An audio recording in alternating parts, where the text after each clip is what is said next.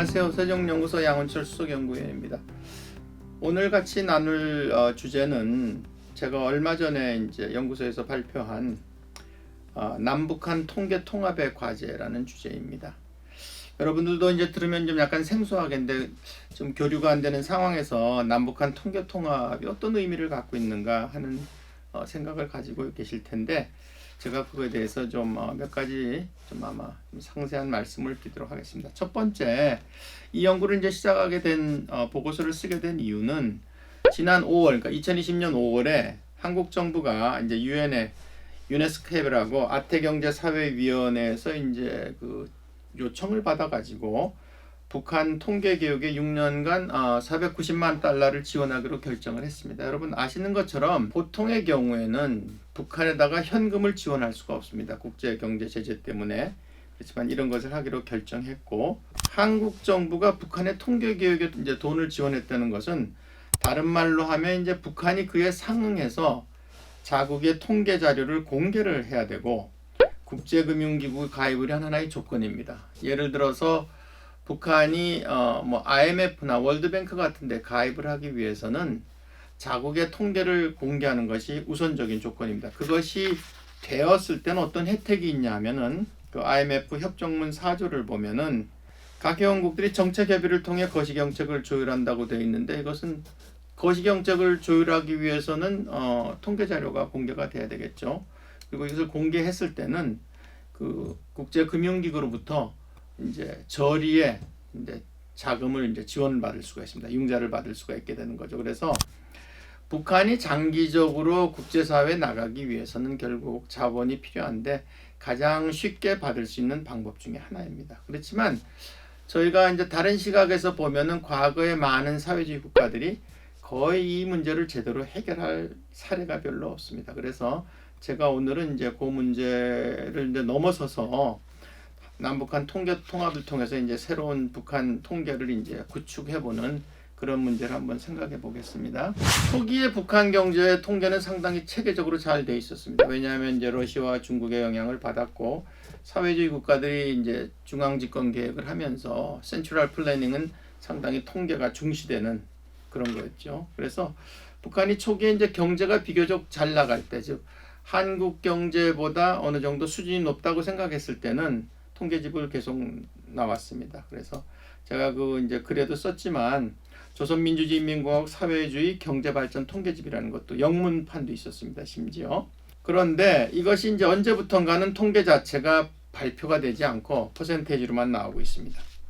연도 대비 몇 %. 그리고 북한 통계는 과거 공산주의 통계 체제와 거의 비슷하죠. 중앙통계국에서 이제 각 경제 단위의 통계를 취합해서 작성을 하고 있습니다. 북한 통계를 이제 우리가 정확하게 알기 위해서는 이제 현지 실사를 해야 되는데 한국뿐만 아니라 이제 국제사회에서 들어가면 더 좋겠죠. 그것이 없기 때문에 결국 그쪽에서 발표하는 통계를 믿을 수밖에 없지만 지금 북한의 현지 접근이 거의 어렵기 때문에 이제 과거 동독의 사례를 보면 이제 통일되기 직전만 하더라도 동독은 계속 통계 자료를 냈는데 거의 그 통일 후에 보니까 모든 자료가 상당히 조작이 되었다 하는 것이 많습니다. 대표적인 사례로 정권에 불리한 자료는 거의 거짓말이 많아요. 예를 들어서 동독 자료를 보면 청소년 자살률은 이제 없는 거로 나오지만 많은 이제 높은 청소년 자살률이 있었고 소득은 말할 것도 없고 이런 것들이 상당히 국가에서 의도적으로 조작된 것이 많죠.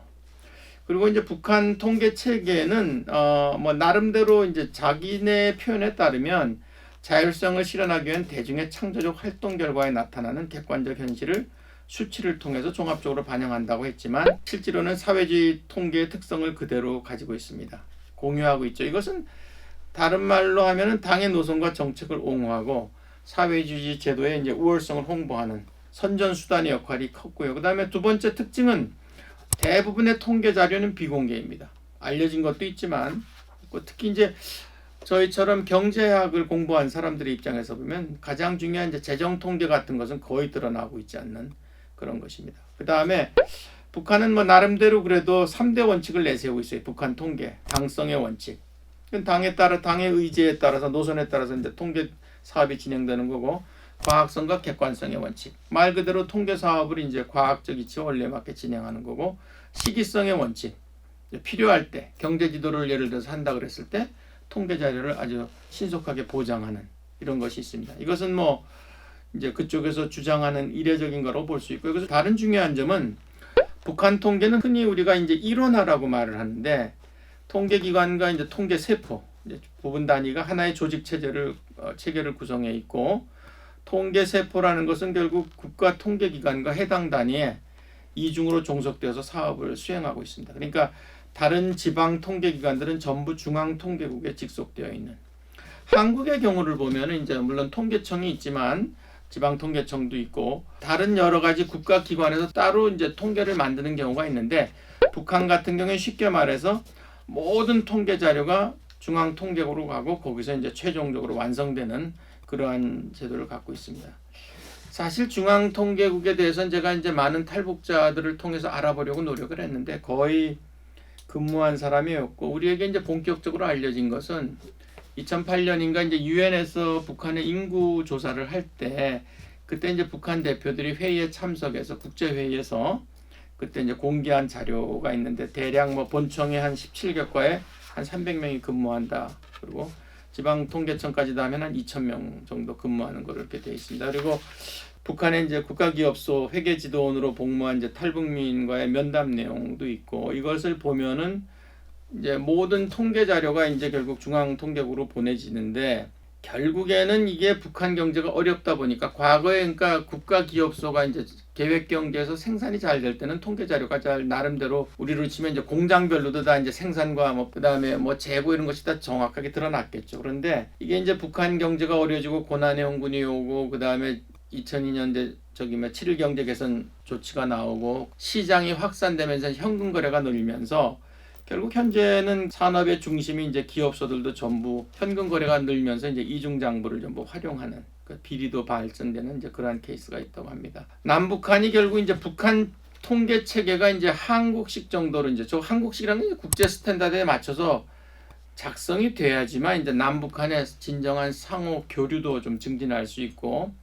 한국 정부가 북한을 지원할 때도 많은 도움이 된다고 생각하는데, 한국의 통계제도는 이제 분산형 통계제도이고 북한 아까 말씀대로 이제 집중형 일원화된 통계 체제를 유지하고 있습니다. 그래서 이것을 결국 합치는 문제가 상당히 중요하다고 생각합니다. 그래서 흔히 이제 이 과정을 우리가 남북한 통계 통합 프로세스라고 하는데, 여기는 이제 통일의 방식과 통계 통합 비용이 이제 두 가지가 있는데, 통일의 방식은 뭐 다른 정치적이나 경제적인 문제와 마찬가지로 이제 급진적 통일의 경우, 점진적 통일의 경우로 나눠볼 수 있겠습니다. 점진적 통일의 경우는 상대적으로 이제 수월하다고 생각을 하죠. 급진적 통일의 경우는 이제 우리 독일의 통계 통합 과정을 보면은, 저도 이것을 조사하면서 좀 충격을 받은 것이, 우리가 잘 아는 것은 이제 1989년 11월에 베를린 장벽이 붕괴했고, 그 다음에 이제 1990년 10월에 이제 통일이 됐지 않습니까? 그래서 통계조사가 이제 1991년부터 1월부터 시작되었는데,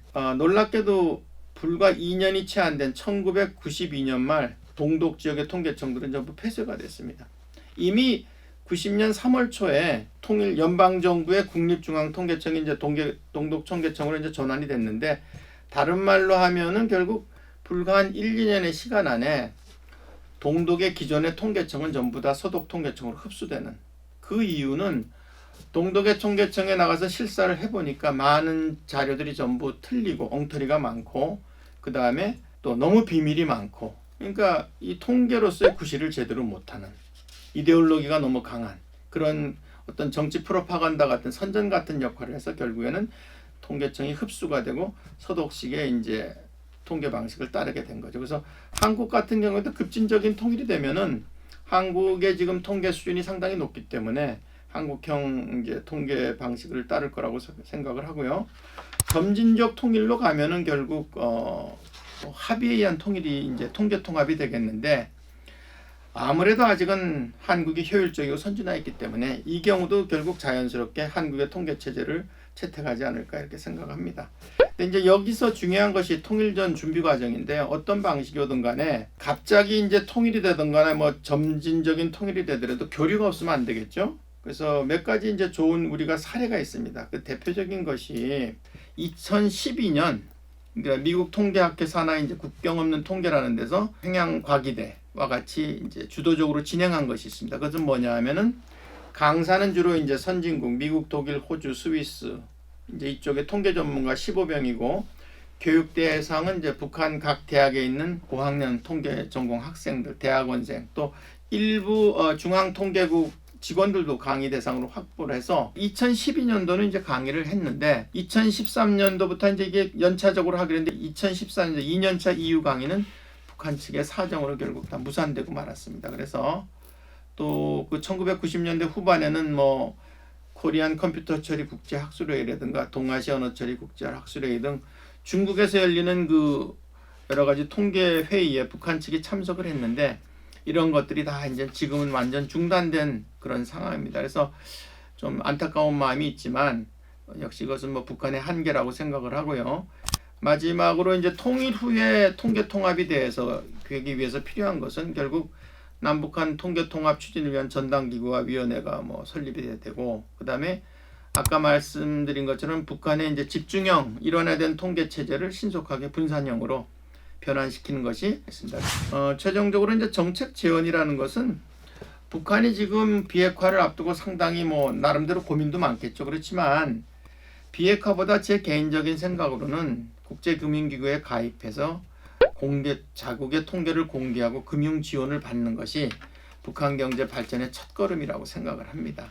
그래서 유엔과의 관계도 좀 개선을 하고 이런 것이 필요하고 그 다음에 이제 북한 경제의 통계가 이제 공개가 돼야지만 한국이 어떤 대북 정책을 쓸 때도 경제적으로 많은 이제 도움과 시행착오를 줄일 수가 있다고 생각을 하고 또 이런 통계 통합 단계에서 발생할 여러 가지 시행착오와 비용 절감을 이제 우리의 여러 가지 대응 방안도 잘 수립될 수 있지 않을까 생각합니다. 그리고 독일 통일 시에 이제 동독 통계청이 이제 아주 단기간에 그 폐쇄된 사례를 참조해서 결국 한국도 뭐 형식이 어떻든 간에 이러한 경로를 밟을 거라고 생각을 합니다. 그리고 지금이라도 이제 북한 통계 수준을 정확히 파악해서 몇 가지 이제 경제통합 대비책을 마련해서 향후 통일에서는 혼란과 통합 비용을 크게 절감하는 것이 필요하고 이렇게 됐을 때 갑작스러운 통일이 오든가 아니면 점진적 통일이 오더라도 나름대로 저희가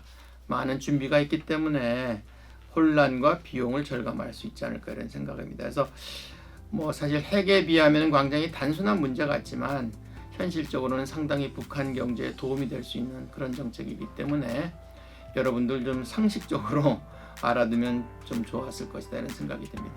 감사합니다.